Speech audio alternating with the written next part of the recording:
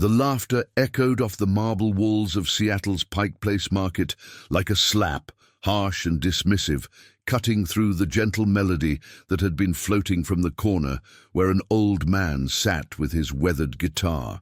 Sheikh Khalil al-Rashid had been walking through the market with his entourage, sampling artisanal coffee and discussing his latest tech acquisition, when the homeless musician's voice had reached him, a hauntingly beautiful rendition of an Arabic lullaby that stopped him cold. Instead of recognition, instead of the reverence such artistry deserved, Khalil's first instinct had been cruel amusement at the sight of this disheveled figure attempting to perform music from his homeland. "Listen to this," Khalil had said to his business associates, his voice dripping with condescension. "Some vagrant thinks he can sing our songs, and probably learned it from a movie." The laughter that followed felt like acid in the air. The old man's fingers never stopped moving across the guitar strings, but something shifted in his posture, a subtle straightening that spoke of dignity, wounded but not broken.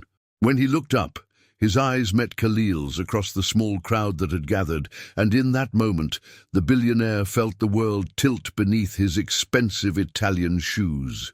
Those eyes belonged to Mahmoud Al-Farid, the legendary ode master whose recordings had filled Khalil's childhood home in Dubai, whose compositions had been the soundtrack to his mother's evening prayers, whose music had taught him that beauty could exist even in the midst of loss. The man sitting on a piece of cardboard with a guitar case full of coins was not some street performer appropriating Middle Eastern culture. He was one of its greatest living masters, reduced to busking for survival in a city that had forgotten his name. The recognition hit Khalil like a physical blow. Mahmoud Al-Farid, who had performed for kings and presidents, who had been featured on the covers of international music magazines, who had composed the piece that had played at Khalil's own wedding, was homeless in Seattle, his once powerful voice now weathered by years of hardship, but still capable of transforming a busy marketplace into a sacred space. Khalil's associates continued their conversation, oblivious to the magnitude of what had just occurred. But Khalil stood frozen, watching as Mahmoud's weathered hands coaxed impossible beauty from a guitar that had seen better days. The lullaby he was playing, Yamsafer, was one Khalil's grandmother had sung to him about a traveler far from home, searching for a place where his heart could rest. The irony was devastating. "Sir?" His assistant touched his arm gently. "The car is waiting." But Khalil couldn't move. He was remembering a concert in Dubai 15 years ago, where he had been a young entrepreneur just starting to make his mark in the tech world. Mahmoud Al-Farid had been the featured performer at a cultural festival, and Khalil had sat in the front row, mesmerized by the way the master could make an oud weep and sing simultaneously. After the performance, Khalil had approached him backstage, stammering his admiration in broken Arabic, and Mahmoud had smiled with genuine warmth. "Music is the language that needs no translation," the master had said, his hand resting briefly on Khalil's shoulder. "Remember that when you build your empire, young man. The things that truly matter cannot be bought or sold. They can only be shared." Now, watching this giant of Arabic music reduced to busking for tourists, Khalil felt the full weight of how far he had traveled from that idealistic young man who had believed in the power of culture to bridge divides.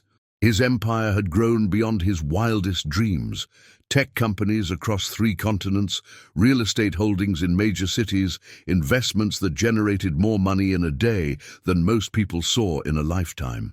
But somewhere along the way, he had lost the ability to recognize beauty when it wasn't packaged in boardrooms and profit margins. The crowd around Mahmoud began to disperse as the song ended, dropping coins and bills into his guitar case with the casual charity of people who saw a homeless musician rather than a master artist. Khalil watched a teenager toss a crumpled dollar bill while scrolling through her phone, completely unaware that she had just witnessed a performance that belonged in concert halls, not on street corners. Khalil, His business partner, James, appeared at his elbow. "We're going to be late for the meeting with the Amazon executives." The meeting? Right. Another acquisition, another company to absorb into his growing empire, another step toward the kind of success that looked impressive in Forbes magazine but felt increasingly hollow. Khalil nodded absently, but his feet remained planted as Mahmoud began another song, this one a traditional Bedouin melody that spoke of desert winds and ancient wisdom. That evening, in his suite at the Four Seasons overlooking Elliott Bay, Khalil found himself unable to concentrate on the acquisition documents spread across his desk. The numbers blurred together as his mind kept returning to the image of Mahmoud's weathered hands on the guitar strings, to the way his voice had carried the weight of a lifetime's worth of stories, to the casual cruelty of his own laughter echoing off the market walls. He pulled out his phone and began searching for information about Mahmoud Al-Farid. What he found made his stomach clench with a mixture of shame and sorrow. The master had immigrated to the United States 5 years ago, fleeing the violence that had torn through his homeland of Syria. His family, a wife and 2 daughters, had been killed in a bombing that destroyed their neighborhood in Aleppo. Mahmoud had arrived in America with nothing but his oud and a lifetime of musical knowledge that seemed to have little value in a country that didn't recognize his credentials or understand his artistry. The articles painted a picture of a man who had tried to rebuild his life in a foreign land, who had performed at small venues and cultural centers, who had given music lessons to children in community centers across the Pacific Northwest. But without the institutional support that had sustained his career in the Middle East, without the cultural context that gave his music its full meaning, he had gradually slipped through the cracks of American society. The final article was from a local Seattle paper due, dated 6 months ago, about budget cuts that had eliminated funding for arts programs at several community centers. Mahmoud Al-Farid was mentioned briefly as one of the instructors who would no longer be employed, a single sentence that represented the complete collapse of a master's ability to make a living from his art. Khalil closed his laptop and walked to the floor-to-ceiling windows that offered a panoramic view of the city. Somewhere out there, in a shelter or a doorway or a friend's couch, Mahmoud Al-Farid was spending another night far from the concert halls where he belonged, and tomorrow, if he was lucky, he would return to Pike Place Market to play for tourists who saw him as part of the local color, rather than as a keeper of one of the world's great musical traditions. The next morning, Khalil cancelled his meetings and returned to the market. He found Mahmoud in the same corner, tuning his guitar with the patient precision of someone who understood that music demanded respect, regardless of the circumstances. In the daylight, the master looked older than Khalil remembered. His hair completely grey now, his clothes worn but clean, his posture carrying the particular dignity of someone who had lost everything except his sense of self-worth. Khalil approached slowly, unsure how to bridge the gap between his wealth and Mahmoud's poverty, between his guilt and the master's grace. When Mahmoud looked up and saw him, there was no recognition in his eyes, just the polite wariness of a street performer sizing up a potential audience member. "Assalamu alaikum," Khalil said quietly, offering the traditional Arabic greeting. "Wa alaikum assalam," Mahmoud replied, his voice carrying the warmth that Khalil remembered from their brief encounter years ago. "You are Arab?" "Yes, from Dubai originally. I heard you playing yesterday." Mahmoud nodded, his fingers continuing to adjust the guitar's tuning. "And what did you think?" The question was asked without defensiveness or expectation, simply a master craftsman seeking honest feedback on his work. Khalil felt the weight of his previous day's laughter like a stone in his chest. "I thought it was the most beautiful thing I had heard in years," he said truthfully. "I thought it reminded me of who I used to be before I forgot what really mattered." Something shifted in Mahmoud's expression, a subtle softening that suggested he heard more in Khalil's words than just polite compliments. "Music has a way of calling us back to ourselves," he said. "And even when we have traveled very far from home." "You are Mahmoud Al-Farid," Khalil said, no longer able to pretend he didn't know who he was addressing. The master's hand stilled on the guitar strings. "You know my work. I grew up listening to your recordings. My mother played them every evening during Ramadan. Your composition, Gharib, was performed at my wedding." Mahmoud was quiet for a long moment, his eyes studying Khalil's face with the intensity of someone trying to reconcile past and present. "And now you find me here, playing for coins in a market. What do you think of that?"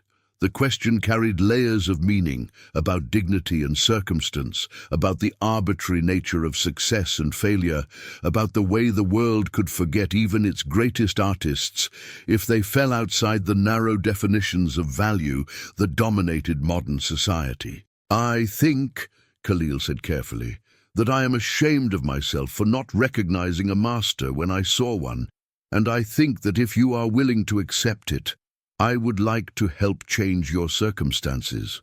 Mahmoud's laugh was gentle but tinged with skepticism.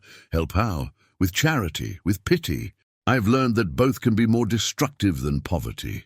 "Not charity," Khalil said quickly. "Partnership, recognition, the chance to share your music with people who understand its value."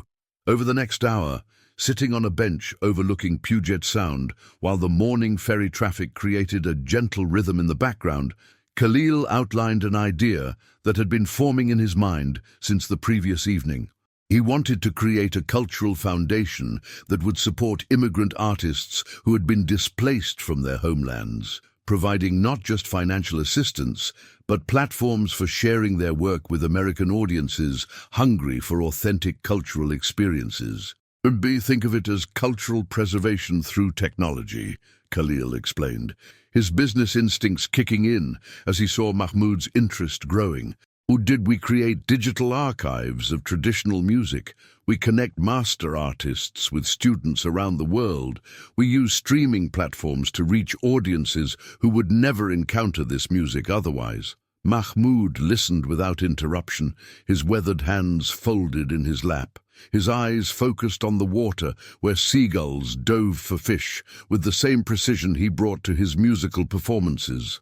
When Khalil finished speaking, the master was quiet for several minutes, processing not just the proposal, but the intentions behind it. "You want to turn my music into a business," he said finally. "I want to turn your music into a bridge," Khalil corrected. "Between cultures, between generations, between the world that was lost and the world that could be built." "And what would you gain from this bridge?" The question cut to the heart of Khalil's motivations, forcing him to examine whether his desire to help came from genuine respect or from a need to assuage his guilt. "I would gain the chance to remember who I wanted to be when I was young," he said honestly. "I would gain the opportunity to use my resources for something more meaningful than acquiring more resources." Mahmoud nodded slowly, as if this answer satisfied some internal test. There is a saying in Arabic, "Man kana fi hajat akhihi, kana Allah fi hajatihi." Whoever helps his brother in need, Allah will help him in his need. Perhaps we both have needs that the other can help fulfill. 3 months later, Khalil stood in the renovated warehouse space in Seattle's Georgetown neighborhood that had become the headquarters of the Al-Fareed Cultural Foundation. The space hummed with activity, recording studios where master musicians worked with young apprentices, video production areas where traditional performances were being documented for digital preservation, offices where cultural programmers developed educational curricula that would bring Middle Eastern music to American schools. At the center of it all was Mahmoud, no longer the homeless busker from Pike Place Market, but restored to his rightful place as a master teacher and performer. He moved through the space with quiet authority, offering guidance to young musicians, collaborating with sound engineers on recording projects, planning concerts that would introduce American audiences to the depth and beauty of Arabic musical traditions. The Foundation's first major event was a concert at Benaroya Hall, where Mahmoud would perform with the Seattle Symphony in a program that blended traditional Middle Eastern compositions with contemporary orchestral arrangements. Tickets had sold out within hours, with audiences drawn by curiosity about this mysterious master whose story had been featured in national media as an example of hidden talent discovered in unexpected places. But for Khalil, the real measure of success wasn't the sold-out concert or the media attention or even the growing roster of artists who had found support through the foundation. It was the moment, 2 weeks before the concert, when he had walked into one of the practice rooms and found Mahmoud teaching a young Syrian refugee girl how to play the oude, both of them speaking in rapid Arabic as they worked through a complex traditional melody. The girl, Amira, had arrived in Seattle just 6 months earlier with her family, carrying nothing but the trauma of war and the fading memory of her grandfather's oud playing. Through the Foundation's community outreach program, she had been connected with Mahmoud, who saw in her not just a student, but a link to the musical heritage that war had tried to destroy. "She has the gift," Mahmoud had told Khalil after that first lesson. Not just the technical ability, but the understanding that music is a form of prayer, a way of keeping the spirits of our ancestors alive in a new land. Watching them work together, Khalil understood that the Foundation had achieved something more valuable than cultural preservation. It had created a space where tradition could evolve and adapt without losing its essential character, where master and student could find healing through the act of sharing knowledge across generations. The night of the concert, Khalil sat in the front row of Benaroya Hall, watching as Mahmoud walked onto the stage to thunderous applause. The master had traded his worn street clothes for traditional formal wear, but his bearing was the same: dignified, humble, completely focused on the music he was about to share. As the first notes of Yayem Seifa filled the concert hall, played now with full orchestral accompaniment, Khalil felt tears sting his eyes. This was the same lullaby Mahmoud had been playing in Pike Place Market, the same melody that had stopped Khalil in his tracks and forced him to confront his own blindness to beauty. But now it was being heard by 2,000 people who understood they were witnessing something extraordinary, who recognized the master for who he truly was.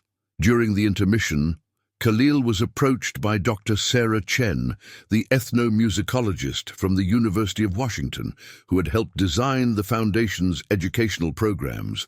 "This is remarkable," she said, gesturing toward the stage where stagehands were preparing for the second half. "You've created something that goes beyond cultural preservation.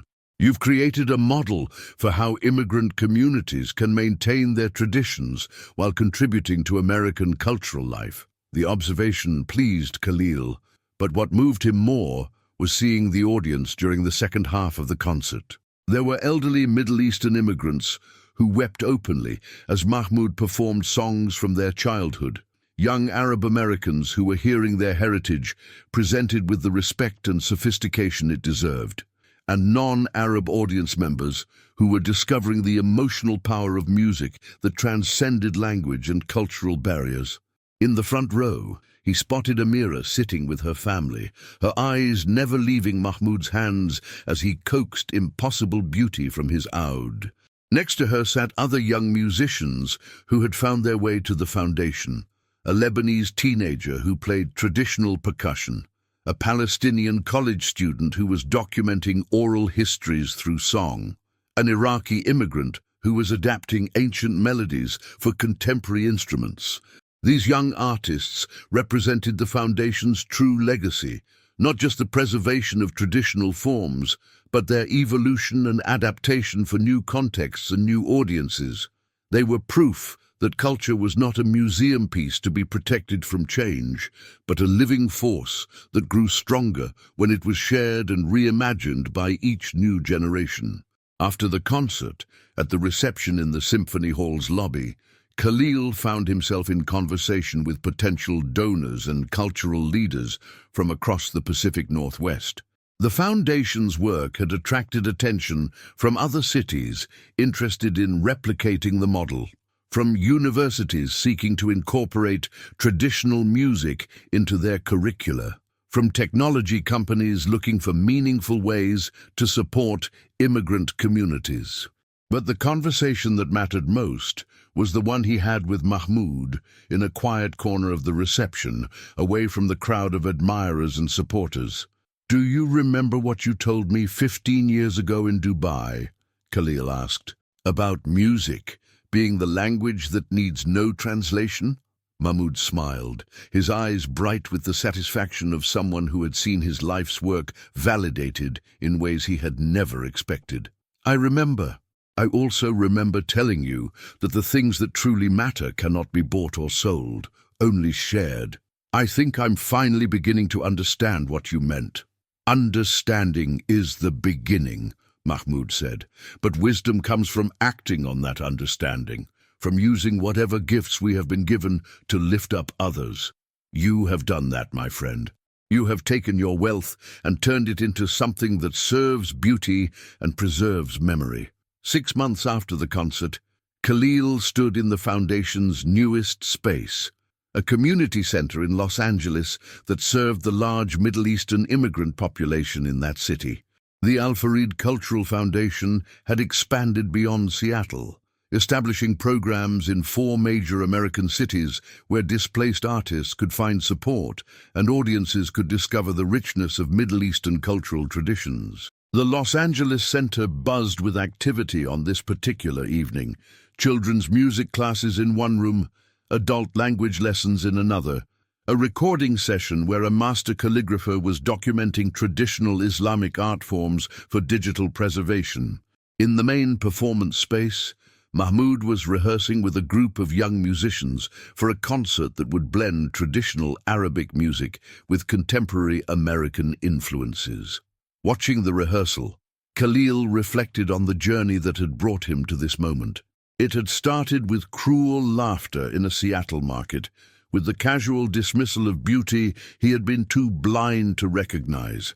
It had continued through shame and recognition, through the humbling discovery that true wealth lay not in accumulation, but in the ability to create spaces where others could flourish. The foundation now supported over 200 artists across the country, had created educational programs that reached thousands of students, had produced recordings and documentaries that were introducing American audiences to the depth and sophistication of Middle Eastern cultural traditions. But more than the numbers, more than the measurable impact, was the knowledge that lives had been transformed. Not just the lives of the artists who had found support, but the lives of audience members who had discovered new forms of beauty, students who had connected with their heritage, communities that had been brought together through shared appreciation for artistic excellence. If stories of redemption and cultural bridge building resonate with you, consider how you might support immigrant artists and cultural preservation in your own community.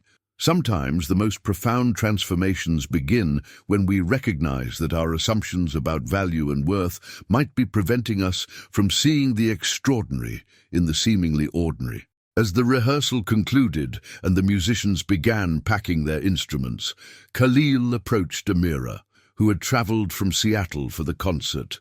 Now 17 and preparing for college, she had become one of the Foundation's most accomplished young artists, her playing a perfect blend of traditional technique and contemporary innovation. How does it feel to be performing in Los Angeles?" he asked. "Like coming home to a place I've never been," she replied, her English now fluent, but still carrying traces of her Syrian accent. "Master Mahmoud taught me that music creates its own geography, its own sense of belonging. When I play these songs, I'm connected to my grandfather in Damascus, to my teacher in Seattle, to the audience here in Los Angeles. The music makes us all part of the same story." Her words captured something essential about the Foundation's mission, not just the preservation of traditional forms, but the creation of new forms of community and connection that transcended geographical and cultural boundaries.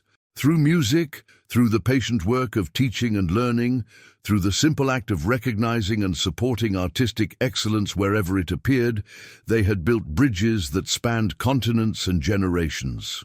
That night, As Khalil flew back to Seattle on his private jet, he thought about the homeless musician he had encountered in Pike Place Market and the master teacher that man had become. The transformation hadn't been just Mahmoud's, it had been his own. A journey from the kind of success that isolated him from human connection to the kind of purpose that deepened his understanding of what it meant to be truly wealthy.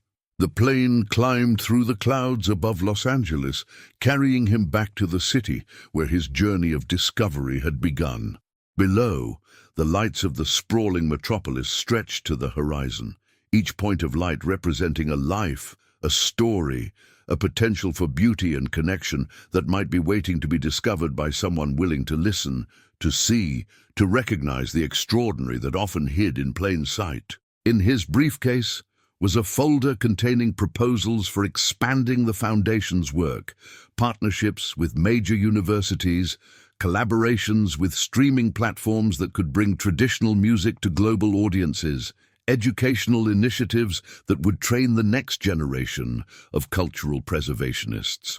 The business side of his brain was already calculating the logistics, the funding requirements, the potential for scale and impact. But what mattered more than the expansion plans was the memory of Mahmoud's smile during that evening's rehearsal, the sound of young voices learning ancient songs, the knowledge that somewhere in America tonight, a master artist was sleeping in a comfortable bed rather than on the streets, his dignity restored and his gifts recognized by a community that understood their value. The laughter that had echoed through Pike Place Market that day had been cruel and dismissive, born from ignorance and casual prejudice. But it had also been the catalyst for a transformation that had touched hundreds of lives, had preserved cultural treasures that might otherwise have been lost, had created new possibilities for understanding and connection across the divides that too often separated communities in American society.